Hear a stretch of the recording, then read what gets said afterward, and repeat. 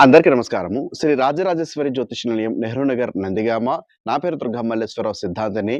ఈరోజు ఈ వీడియో ద్వారా వ్యవసాయం చేస్తున్నటువంటి వారి కోసము వ్యవసాయము సంవత్సరానికి 3 పంటలు వస్తే మంచిది అని చాలామంది అంటూ ఉంటారు. నేను చిన్నప్పటి నుంచి కూడా వ్యవసాయం 3 పంటలు లేదా 4 పంటలు వేసేవారు, లేదా కూరగాయలు పండించేవారు. సంవత్సరం అంతా కూడా నీటి సౌకర్యం ఉంటే చక్కగా పండించడం లాంటిది చూస్తూ ఉన్నాము. కానీ గత కొద్ది కాలంగా వ్యవసాయం అనేది చాలా రాబడి లేనిదిగా మారింది. ఆ కారణంగా రైతులు కూడా చాలా తగ్గారు.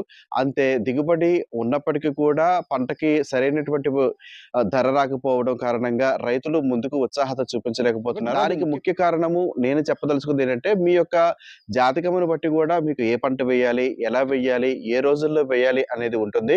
ఆ ప్రకారం ఒకసారి మీరు పరిశీలన చేస్తే, మీ జాతకం ఒకసారి చూపించుకుంటే మంచి ఫలితం ఉంటుందని నేను చెబుతున్నాను. కాబట్టి ఒకసారి జాతక పరిశీలన చేపించుకున్న తర్వాత మీకు ఏదైతే వ్యవసాయం చేయాలో, ఏదైతే పంట వేయాలనుకుంటారో ఆ పంట వేయండి. ఖచ్చితంగా మీరు దానిలో దిగుబడి చూస్తారు.